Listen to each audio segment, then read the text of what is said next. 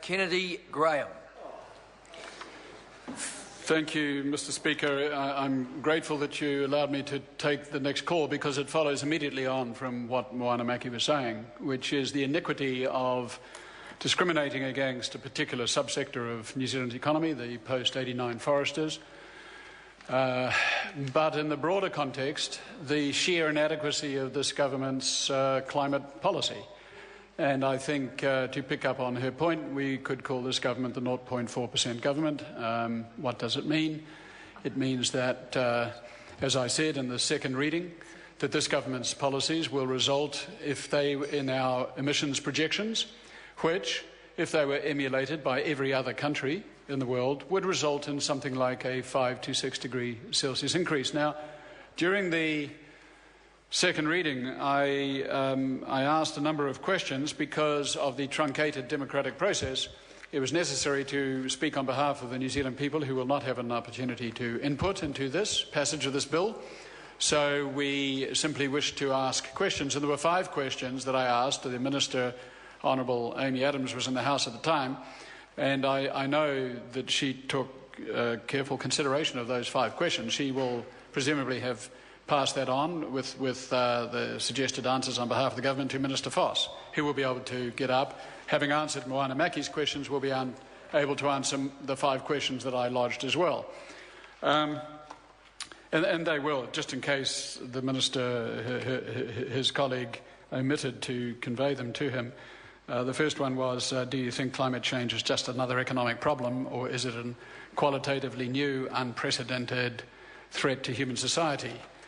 The second question was where the UN says that to stay within the 2 degrees and the 450 parts per million volume, which the Cabinet has signed off on, developed countries have to stay within 25 to 40% range of reductions, 2020 off 1990, to stay within that.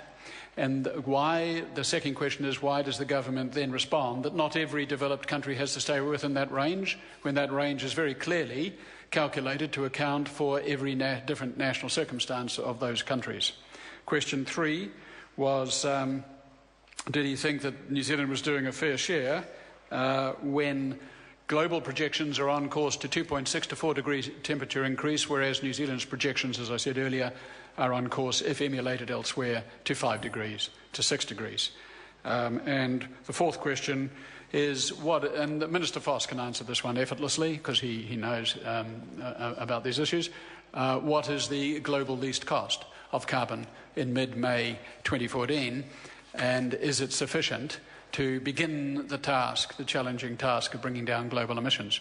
And is it the right criterion to bring to bear on New Zealand's climate policy when we're trying to bring our own national emissions down?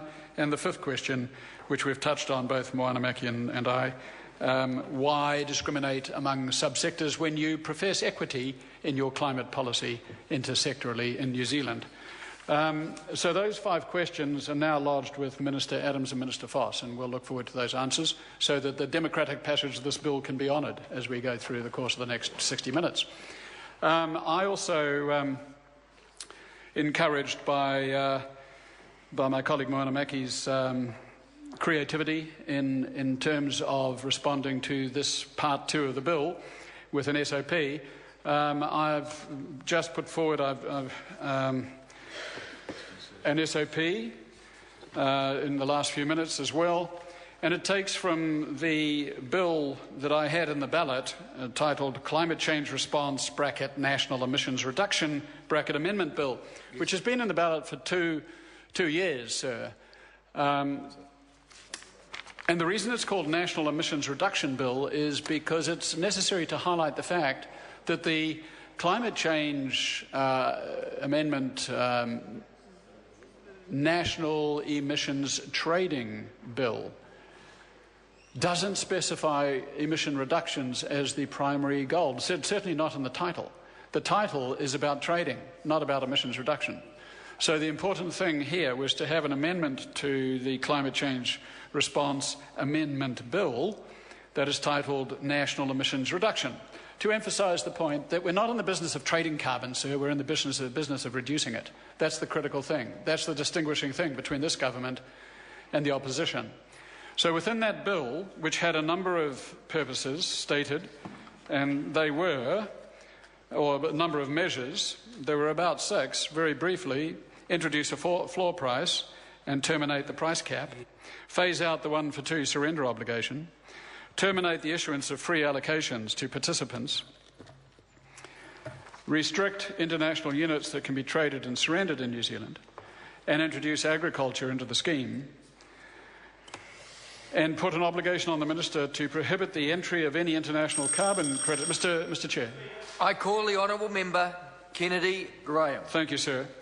The further measure in my member's bill was an obligation on the Minister to prohibit the entry of any international carbon credits that may, in his or her judgment, depress the price in New Zealand below the carbon floor price. Now, updating that to put it into an SOP in response to the particular nature of this piece of legislation before us, Part 2 of this bill, my proposed amendment is headed Budget Measures, addressing the Budget Measures Miscellaneous Fiscal Matters Bill. The proposed amendment would be a new Clause 8A, which would alter the bill and Clause 2221, 222I, which would be having the Minister regulate trading in international carbon credits, and it would simply say the Minister must, by notice in the Gazette, prohibit the entry into New Zealand of any international carbon credits that he or she considers may depress the price of carbon credits below the level required to commence a reduction in gross emissions. That, sir, is designed explicitly to ensure that the status of NZUs in the domestic currency and its relationship to any international carbon foreign credits is such that if the latter are going to depress the price of the former down below whatever level in the judgment of the Minister and the Government is required to begin the process of curbing our emissions growth and introducing emissions reductions, then those units are not allowed in. They are prohibited. This is a response to the minor necessary but minor component of Part 2, which is to halt arbitrage on the part of post-89 foresters. This goes considerably further. Halting arbitrage on the post-89 foresters will halt arbitrage on the subsector. It will not, in itself, bring down New Zealand's emissions. It will not curb the growth in New Zealand's emissions.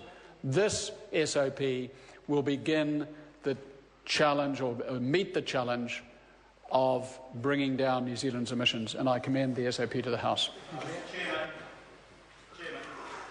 Tough call. On proportionality, I'm going to have to call the honourable member Andrew Williams. Thank you very much, Mr. Chair. What proportions were you